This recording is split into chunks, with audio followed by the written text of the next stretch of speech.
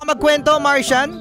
Shoutout muna sa mga yes pre natin ngayon na nakatutok, lalong-lalo na. Yan, i-congratulate natin ang Miss STI Cluster 2 and Best in Long Gown. Yan, na si Christine Jane Andal. Christine Jane, congratulations sir!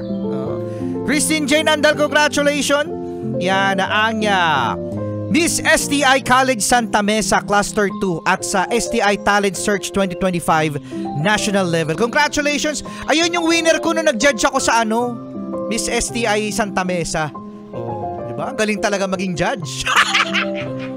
Sirigo Panyero, grabe, judgmental talaga.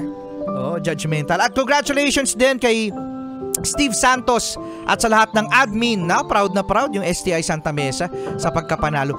May bangaw!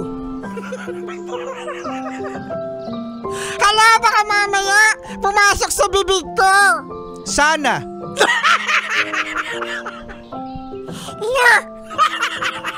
Laki ng lagaw. Sexy Mega na laki ng lagaw. Grabe. Ha? Ayan mamaya, dadapo sa'yo yan. Natakot ako magsalita eh. Hala na wala na, Sexy Mega. Nalulok na diri ko pa to. Teka nga, inom muna ako ng tubig kaya pala may bumabara.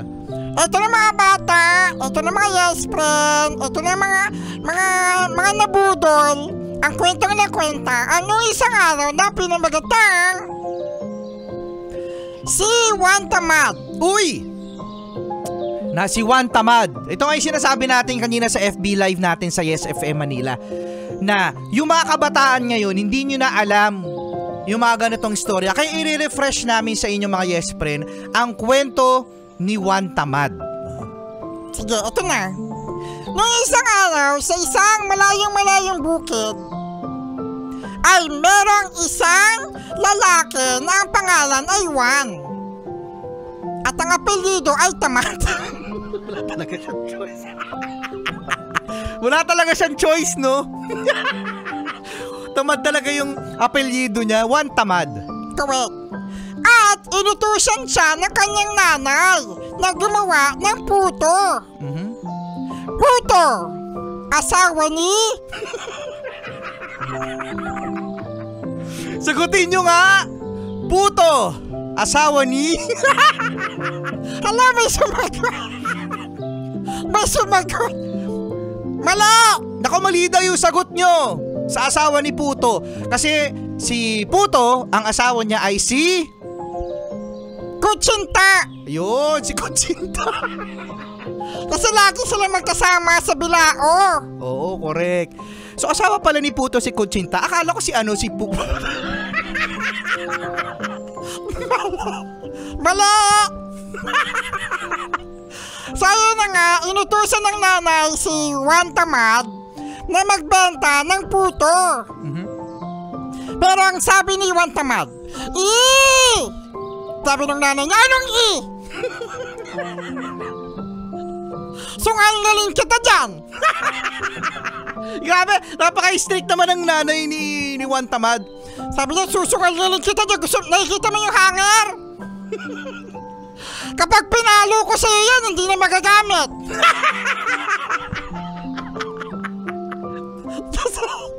Gusto mo yan?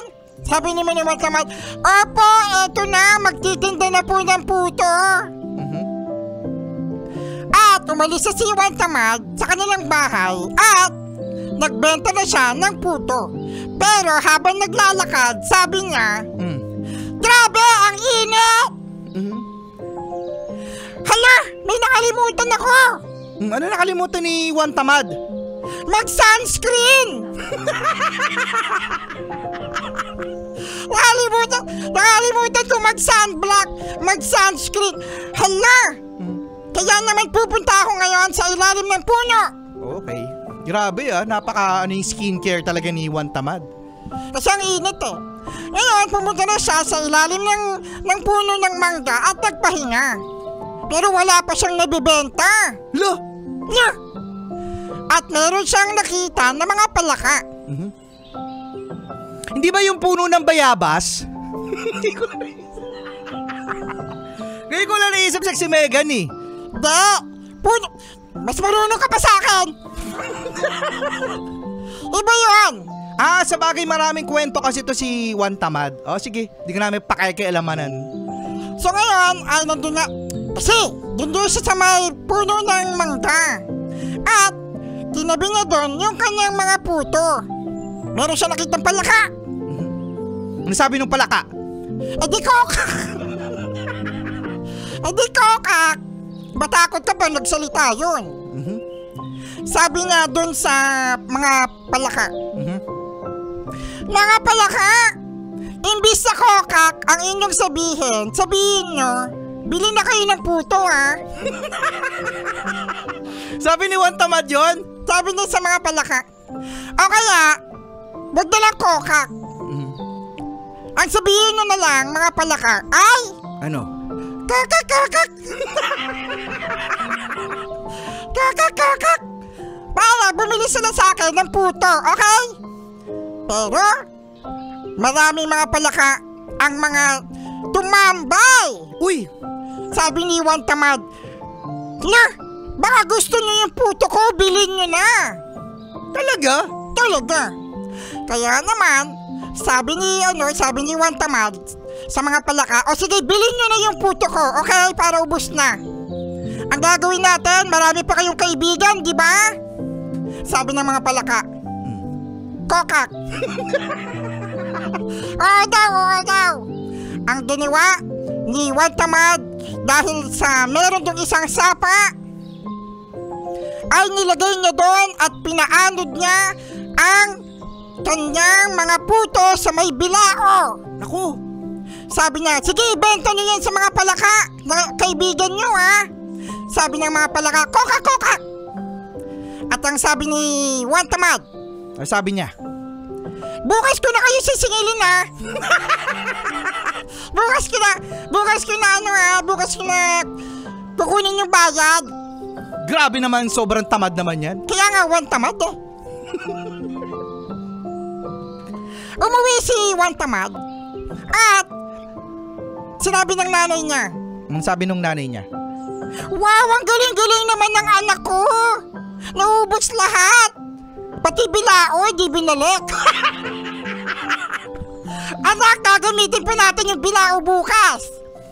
Sabi nung nanay niya, ano na?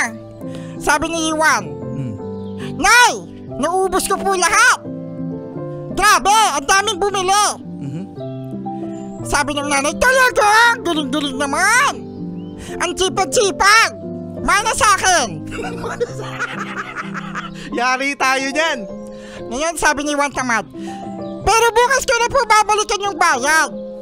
Tapos sabi ng nanay niya, saan mo ba binenta? Sabi ni Juan Tamad, sa palaka. Alam mo ba kung anong sabi ng nanay? Ano sabi nung nanay? Mapapakoka ka sa akin! Mapapakoka ka sa akin, ha? At kinabukasan, gumising si Juan Tamad at sinabi niya sa kanyang nanay, Ma, yung ulam. sabi ng nanay niya kay Juan Tamad. Ano sabi ni nanay kay Juan Tamad? Alam mo ba kung anong ulam mo ngayon? Palaka! Palaka yung ulam. Uy, pero in fairness, ako gusto ko makatikim ng palaka. Si Megan, nakatikim ka naman ng palaka? Parang chicken. O yun, parang chicken. Ako gusto ko ng palaka. Yung nakabukaka. Nakabukaka naman talaga yun. Di ba no? Napaka-exotic. Siya, Sexy Megan na mga yes friend. Susunod na, nakasama nyo Rico Panyero. At Mars and the Cute. Kaka.